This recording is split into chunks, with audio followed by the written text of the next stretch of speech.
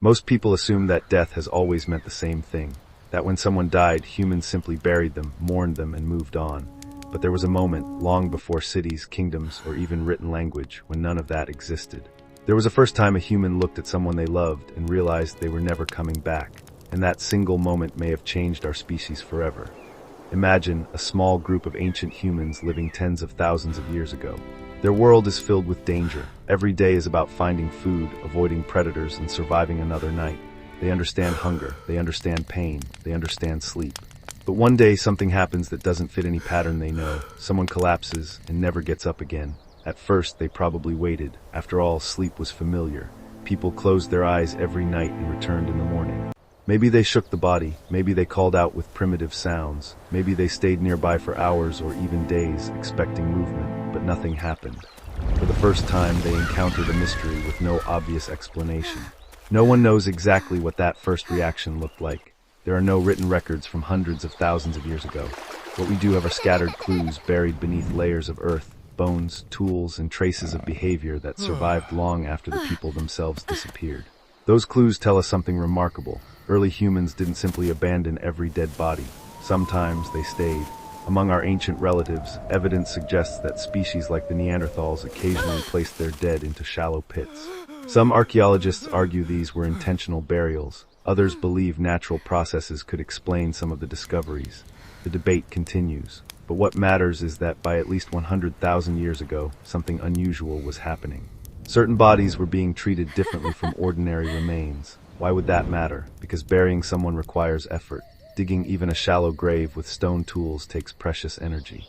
Every minute spent doing that is a minute not spent gathering food or protecting the group. In the harsh world of prehistory, unnecessary work could mean the difference between life and death. If people chose to bury their dead despite those costs, they likely believed it was important.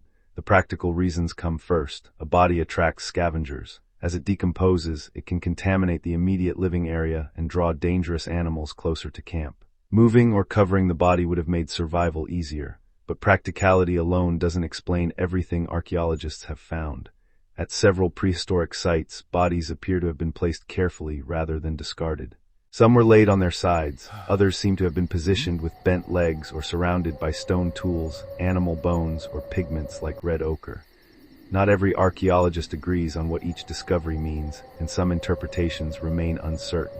Yet together they suggest that death was beginning to carry meaning beyond simple disposal. That raises an even bigger question. Did ancient humans understand that death was permanent? Many animals recognize death in some form. Elephants have been observed touching the bones of other elephants years after they died. Chimpanzees sometimes stay beside the bodies of dead infants for days. Crows gather around dead members of their group in what researchers call crow funerals, appearing to inspect the danger.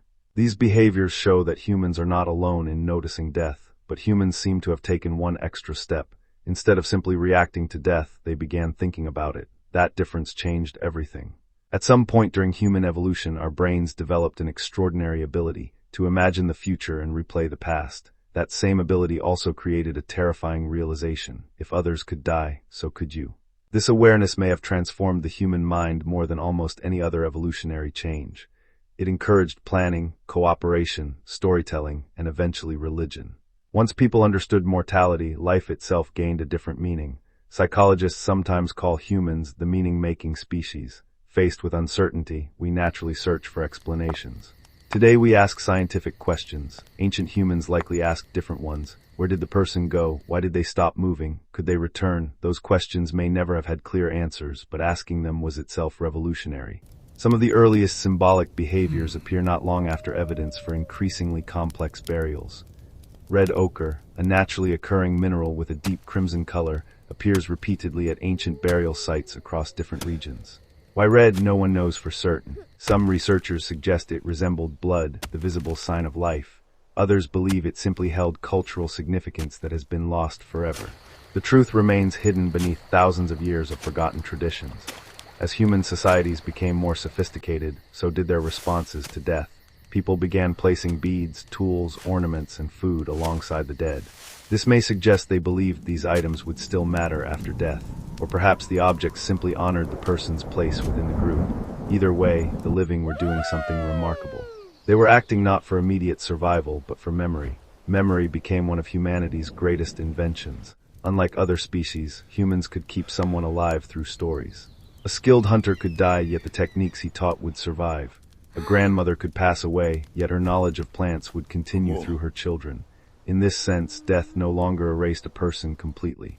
Culture became a second form of survival. This may explain why mourning itself evolved. Grief feels intensely personal, yet it also serves a social purpose.